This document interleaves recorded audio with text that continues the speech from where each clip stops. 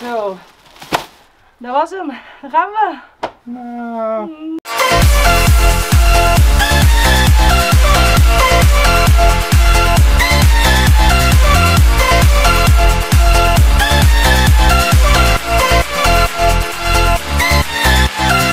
Zandstraat TV!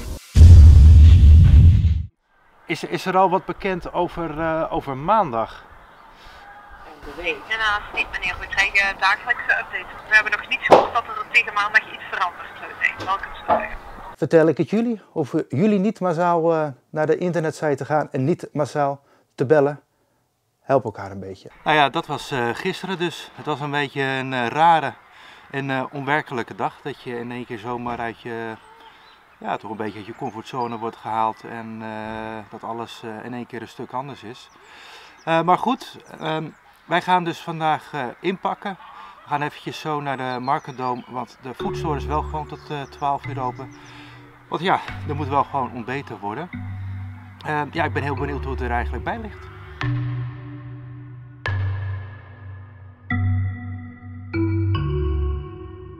Zelfs de parkeerplaatsen zijn al redelijk leeg. Dus ik denk dat er gisteren al een aardig zootje mensen naar huis zijn gegaan. En wij zo ook.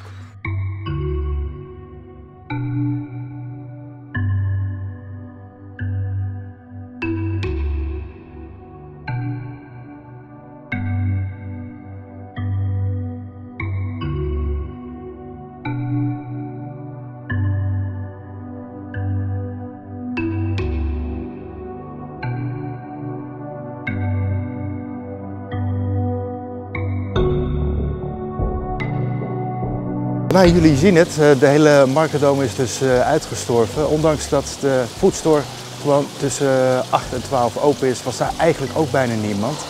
Wat ik wel heel goed vond van Center Parcs is dat ze alles, tenminste de versproducten voor 50% korting wegdeden. Ja, verspillen is natuurlijk ook heel zonde.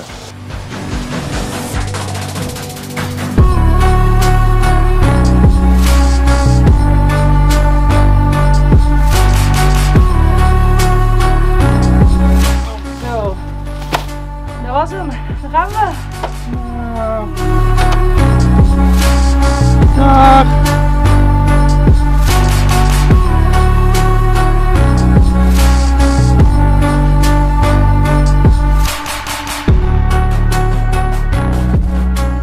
Ja, dat was het dan, de huttenheugde voor vandaag. We zijn ingepakt en we zijn klaar om weer naar huis te gaan.